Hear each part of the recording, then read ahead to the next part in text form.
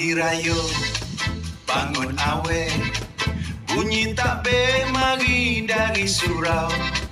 Perut lapar dari malam lagi, tunggu lemen tok sedap bau. Mak di dapur sibuk sekali, kuali penuh gulai dan kari. Adik kecil duk pusing dapur, cari kuih rayo dalam baleng tu. Rayo-rayo di kampung kita, makan lemen, cincang serunding, kuih angkok atas meja tu. Sekejap lagi habis kekeliling, rayo-rayo meriah sungguh. Budak kecil jom minta duit, pot mari bawa tupak, sekali kan tambah lagi sikit.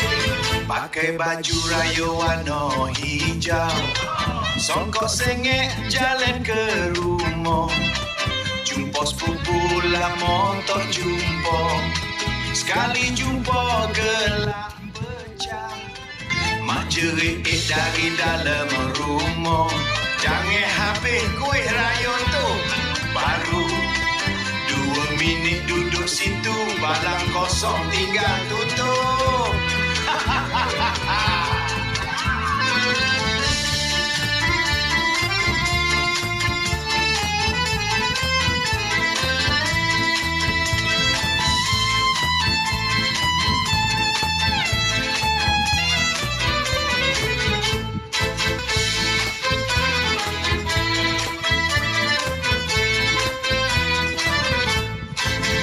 Pagi raya, bangun awet, bunyi takbir mari dari surau.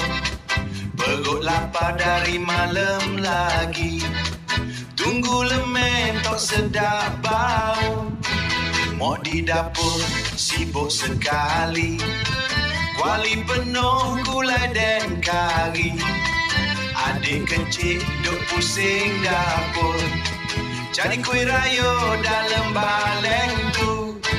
Rayo-rayo di kampung kita, makan lemen, cincang serunding, kuih angkok atas meja tu. Sekejap lagi habis kekeliling, rayo-rayo meriah sungguh. Budak kecil jom minta duit, pot mari bawa tupak, sekali kan tambah lagi sikit. Pakai baju rayo warna hijau, songkok sengit jalan ke rumah. Jumpa sepupu lama tak jumpa, sekali jumpa gelap pecah. Mak jerit dari dalam rumah, jangan habis kuih rayo tu. Baru 2 minit duduk situ, balang kosong tinggal tutup.